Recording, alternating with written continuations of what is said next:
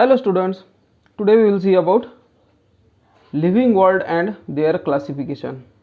Okay, so we know that there are lots of living organisms around us which are adapted according to their geographical region, food injection means habit of their intake of food, defense, etc.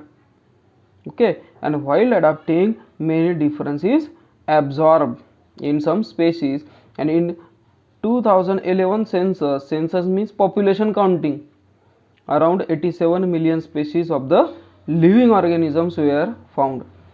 Now 87 millions is not less number, means they are in very large quantity, so we have to classify them into some groups. Okay क्या बता रहे हैं ये?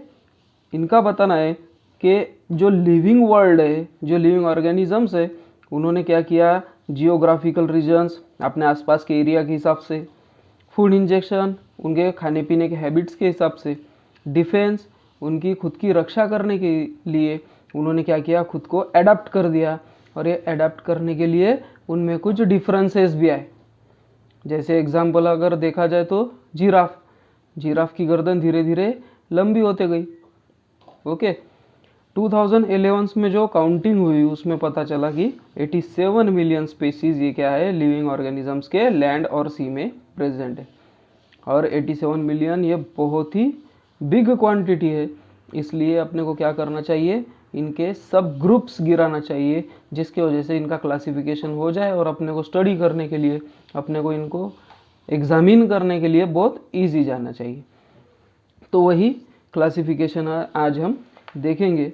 सो in 1969 there was one American ecologist, his name was Robert Harding Whittaker और Whittaker, इसको Whittaker भी बोला जाता है या विटकर भी। सो 1969 में एक अमेरिकन इकोलॉजिस्ट थे जो रॉबर्ट हार्डिंग विटेकर थे, और इन्होंने क्या किया, 1969 में लिविंग ऑर्गेनिजम्स को 5 ग्रुप में डिवाइड किया। He divided living organisms into 5 groups. So कौन से बेसिस पर उन्होंने डिवाइड किया वो आज हम देखेंगे। सो रॉबर्ट हार्डिंग विटकर, इन्होंने क्या किया, 1969 में कैटेगराइज किया इनटू 5 ग्रुप्स।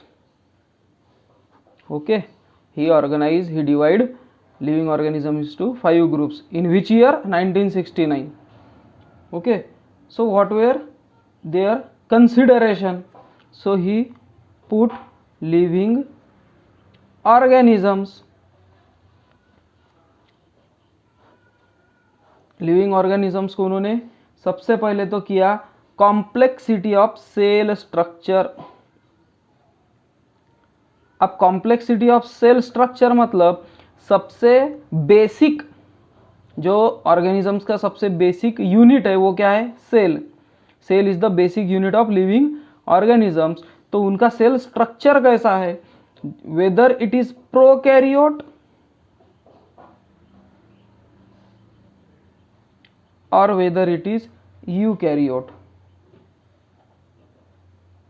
अब प्रोकैरियोट्स मीन्स जिसमें न्यूक्लियस नहीं दिखता, न्यूक्लियस नॉट सीन क्लियरली, जिसमें माइक्रोस्कोप में न्यूक्लियस ये क्लियर नहीं दिखेगा, जिसमें न्यूक्लियस ये बहुत ही अनडेवलप्ड कंडीशन में होगा, उसको क्या बोला जाता है, प्रोकैरियोट्स।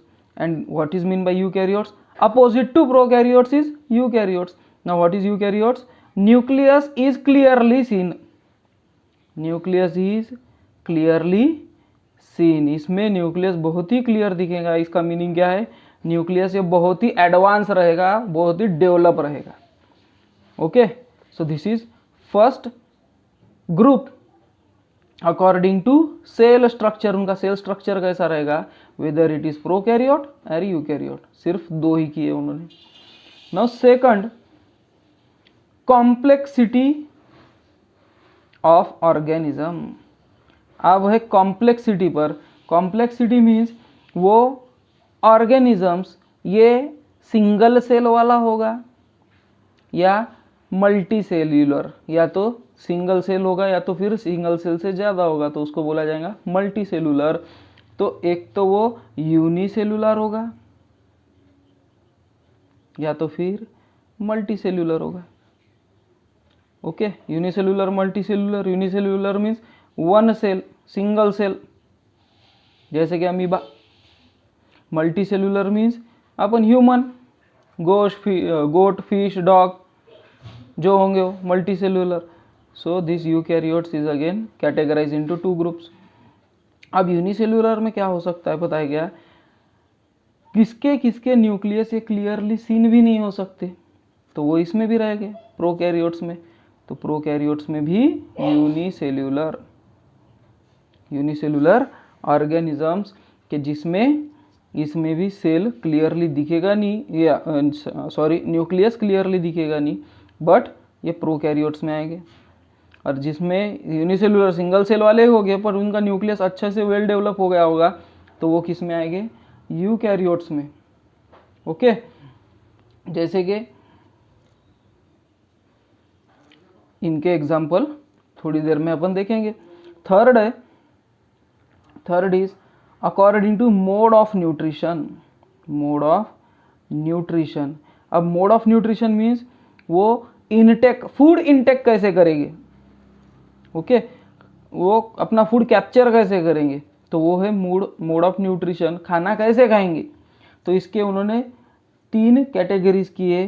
फर्स्ट है प्लांट्स, जिसको अपन क्या कहते हैं? ऑटोट्रॉपिक, खुद का खाना खुद बनाने वाले। दूसरा उन्होंने लिया फंजाई, जो है सैप्रोफाइट्स। सैप्रोफाइट्स मीन्स जो डेड और डिकेइंग एनिमल पर, डेड और डिकेइंग ऑर्गेनिक मैटर, डेड और डिकेइंग प्लांट होंगे या एनिमल होंगे, उन पर जीते हैं ये फंजाई।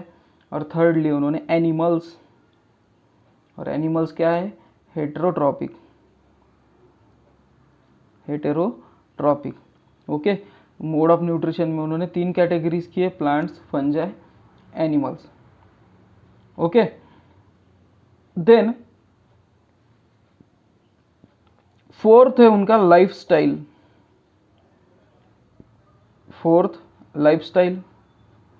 अब लाइफस्टाइल में उनको क्या कहा जाता है, जैसे कि एग्जाम्पल से अपन समझेंगे। इसमें 3 कैटेगरीज की है, प्लांट्स, एनिमल्स सेकंड, और थर्ड है fungi. So plants make their own food with the help of photosynthesis, that's why they are producers. ये खुद का खाना खुद बनाएंगे, that is producers. Animals eat food made by plants, animal से, plant से बना हुआ फूड खाएंगे, that's why they are consumers. And fungi lives on dead and decaying organic matter, that's why they are decomposers। Plant खुद का खाना खुद बनाएंगे, इसलिए प्रोड्यूसर्स। एनिमल्स ये प्लांट पर ही डायरेक्टली इनडायरेक्टली सर्वाइव करते हैं, जीते हैं, तो इसलिए कंज्यूमर्स। एंड फंजाई ये dead and decaying plant animal को खाते हैं, इसलिए ये है डिकम्पोजर्स। ओके, और लास्ट 5th कैटेगरी बनाई उन्होंने phylogenetic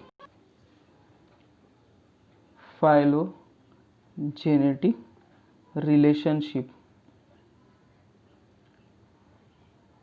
what is phylogenetic relationship? Phylogenetic means evolution means इनकी प्रोग्रेस कैसी होती है, आगे जाके क्या बनेंगे। सो प्रोग्रेस अपने को पता है, प्रोकैरियोट्स अगर होगा तो what is mean bye prokaryotes? Prokaryote mean जिनमें न्यूक्लियस क्लियरली सीन नहीं होता, तो वो अगर उनका डेवलपमेंट होगा तो वो क्या बनेंगे? यूकैरियोट्स। अगर इनका न्यूक्लियस अच्छे से डेवलप हो गया तो फिर क्या बन जाएंगे? यूकैरियोट्स।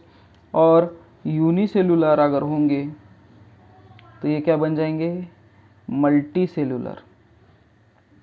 ऐसे इनकी डेवलपमेंट होती है, और ये क्या है, phylogenetic relationship. Okay, so what we have seen that in 1969 Robert Harding Whittaker organized living organism, divide organisms into 5 groups. First was cell structure. According to cell structure there are 2 groups, prokaryotes, eukaryotes. In prokaryotes nucleus is not seen clearly, in eukaryotes nucleus is seen clearly. Second one, complexity. According to complexity there are 2 groups, unicellular, multicellular. Again unicellular is can be prokaryote or eukaryote. Multicellular is always eukaryote, multicellular ही हमेशा eukaryote ही रहेगा। Third, mode of nutrition, ये अपना खाना कैसे खाते हैं, plants are autotrophic, fungi are saprophytes, dead and decaying organisms पर, एनिमल्स हेट्रोट्रॉपिक रहते। फोर्थ वन वाज लाइफस्टाइल, इनकी लाइफस्टाइल कैसी है, तो प्लांट्स प्रोड्यूसर्स है, एनिमल्स कंज्यूमर्स है, फंजाई डिकम्पोजर्स है।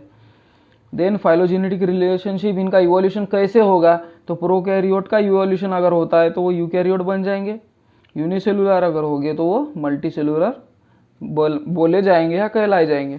Okay, now there are 5 kingdoms made by Robert विटेगर।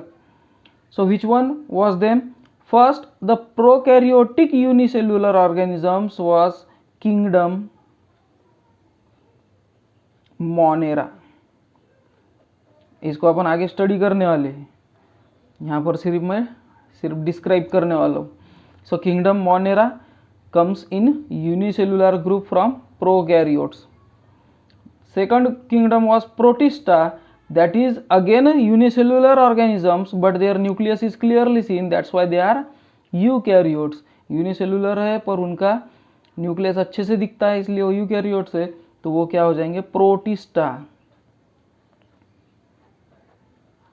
Okay, अब ये किंगडम मोनेरा क्या है, प्रोटिस्टा क्या है, ये अपने को इस लेसन में है, वो आगे अपन देखने वाले।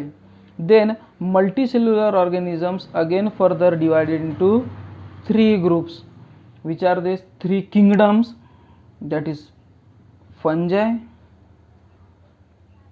देन प्लांटाई और प्लांट्स, and then animalia.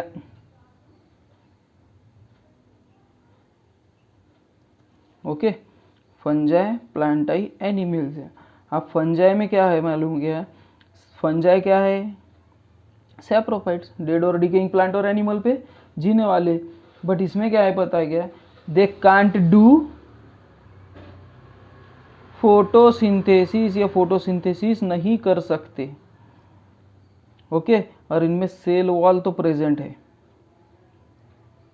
अब सेल वॉल प्रेजेंट है इसका मतलब ये बहुत ही अच्छे ऑर्गेनिज्म से, बहुत ही अच्छे ऑर्गेनिज्म मतलब स्वभाव से नहीं है, बहुत अच्छे किसकी वजह से बोला मैं, यूकैरियोट्स, क्योंकि ये बहुत अच्छे डेवलप्ड है, इसलिए ये मल्टीसेलुलर भी है और बहुत अच्छे से वेल डेवलप्ड है, तो यूकैरियोट। अगेन देन प्लांटा है, cell wall present, okay, cell wall इसमें प्रेजेंट है, and they can do photosynthesis, ये फोटोसिंथेसिस कर सकते, खुद का खाना खुद बना सकते हैं। Then animalia, no cell wall, इसमें सेल वॉल नहीं है, जैसे कि एग्जांपल ऑफ ह्यूमंस, अपने सेल में सेल वॉल प्रेजेंट नहीं है। Okay, so this is Robert Harding Whittaker's classification, और इसके बारे में अगले वीडियो में मैं डिटेल्स में बताऊंगा। Okay, till then bye.